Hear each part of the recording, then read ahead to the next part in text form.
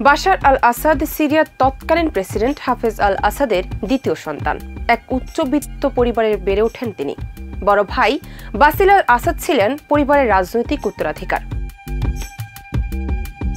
বাশার রাজনীতির বাইরে থেকে লন্ডনের চোখের ডাক্তার হিসেবে প্রশিক্ষণ গ্রহণ করেন এবং মূলত চিকিৎসা পেশায় নিয়োজিত ছিলেন। 1994 সালে বড় ভাই বাসিলের সড়ক দুর্ঘটনায় মৃত্যুর পর বাশার পরিবারের দায়িত্ব নিতে বাধ্য হন। বাবার নির্দেশে তিনি সেনাবাহিনীতে যোগ দেন এবং রাজনৈতিক প্রশিক্ষণ নিতে শুরু করেন। 2000 সালে তার বাবা হাফেজ আল আসাদের মৃত্যুর পর মাত্র 34 বছর বয়সে বাশার সিরিয়ার প্রেসিডেন্ট হন। সেই সময় তাকে তরুণ এবং সংস্কারপন্থী নেতা হিসেবে দেখা হয়েছিল।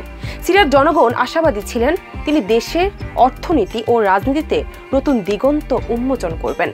কিন্তু ক্ষমতায় আসার পর বাশার দ্রুতই তার পিতার শাসন কাঠামোকে আরও কঠোর করে তোলেন।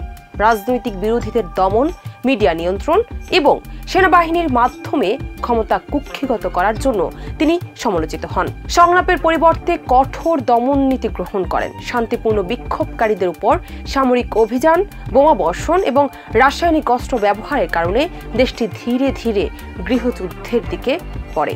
শেষ পর্যন্ত বিদ্রোহীদের মুখে পতন হয় আসাদের।